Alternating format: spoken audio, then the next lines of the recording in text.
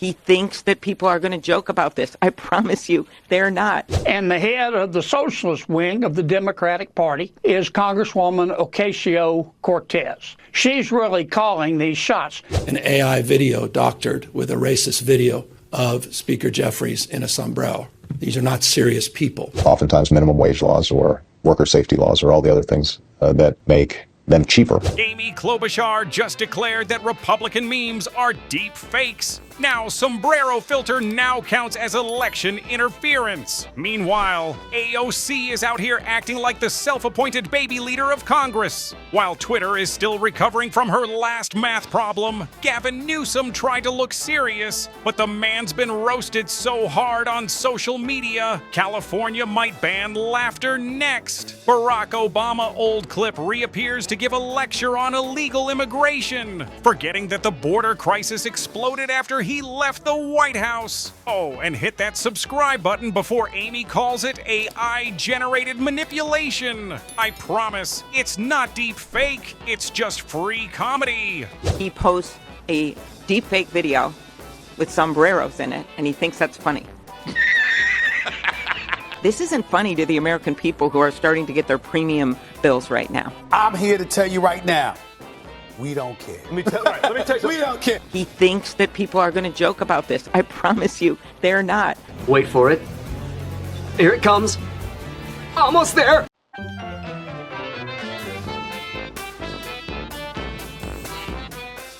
Senator Amy Klobuchar looking like she's about to reveal state secrets. Instead, she declares, brace yourself, that Republican memes are deep fakes, a sombrero filter, a dancing Trump gif. That's what she's losing sleep over. Now this is where you can almost see the disconnect between DC and the rest of America. While normal people are trying to survive grocery bills, Amy's trying to decode memes like she's in the CIA. This is the same Democrat Party that swears men can get pregnant, but they draw the line at funny internet jokes. And if you thought this part was wild, wait until you see what happens next. When Senator John Kennedy absolutely obliterates AOC with one-liners so good, even Democrats tried to laugh in private. And the head of the socialist wing of the Democratic Party is Congresswoman Ocasio-Cortez. She's really calling these shots. In fact, Senator Schumer is trying to ingratiate himself to the socialist wing of his party and to the Congresswoman. And I have to tell you, I don't hate anybody. I don't mean any disrespect. But based on her policies and beliefs, Congresswoman Ocasio-Cortez is single-handedly trying to put an end to dumb blonde jokes. I mean, based on her policies, $1.5 trillion, she must be bilingual. She's speaking English and stupid.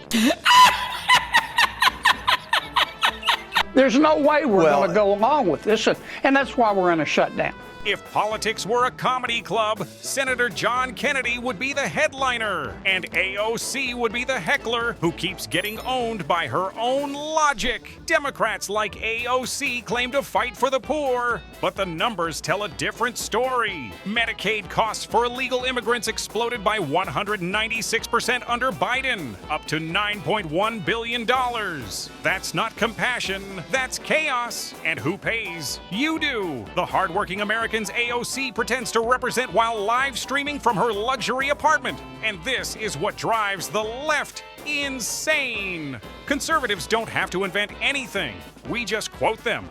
AOC provides the comedy and Kennedy provides the translation.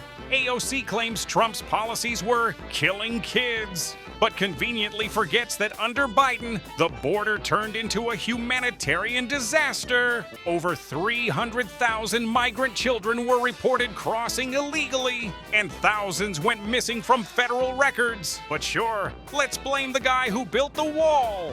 AOC walked into that moment thinking she'd deliver a speech. Instead, she got a free education. And if you thought that was satisfying, wait till you see what happens next. Felt it was more important, hours before a shutdown, to play golf. And then, rather than having a serious meeting, decided to troll those leaders with a Trump 2028 hat that he put on the Resolute desk.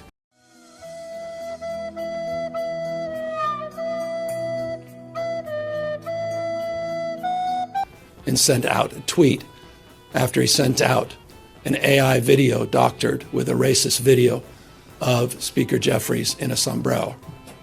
These are not serious people.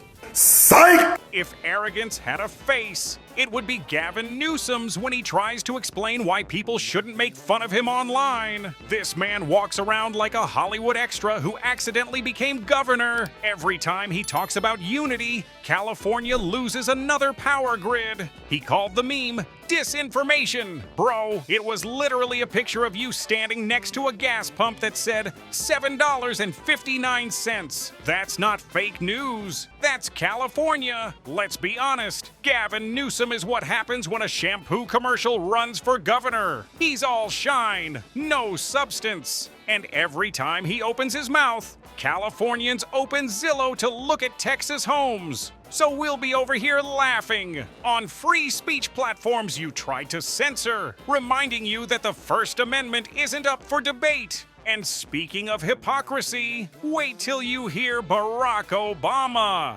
I think we should have strong border security. It doesn't make sense for us to allow hundreds of thousands of people coming through our borders without us knowing who they are.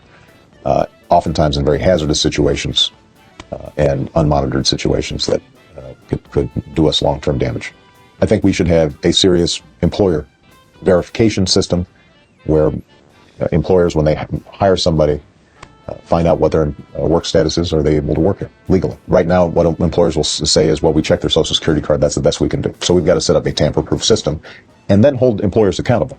You pay a fine, you learn English, you stay out of trouble, you've got a job, you go to the back of the line so that those who came here legally, that backlog is cleared before you have opportunities for citizenship. That is a reasonable approach, and one that will ultimately address the biggest problem for American workers, and that is the depressive effect of undocumented workers who aren't right now subject to oftentimes minimum wage laws or worker safety laws or all the other things that make them cheaper for employers. If they're out of the shadows, then we can make sure those laws are enforced and those cost advantages for hiring undocumented workers go away. Obama speaking about compassion is like a thief giving financial advice. This is the same guy who deported more people than any president in U.S. history before Trump, over 3 million. Yeah, Mr. Hope and Change turned ICE into a conveyor belt. Every Obama comeback, it starts smooth, ends weird, and leaves everyone wondering if he even remembers his own record. During his presidency, over 500,000 family separations occurred at the border. Thousands of minors were held in chain link enclosures, the same ones Democrats later blamed on Trump. And the term cages was first used by the Associated Press in 2014 during his administration. He talks like a preacher, but his record reads like a bureaucrat's grocery list of broken promises. And it's not just about hypocrisy, it's about rewriting history. He now paints himself as the moral voice on immigration while ignoring that under Biden,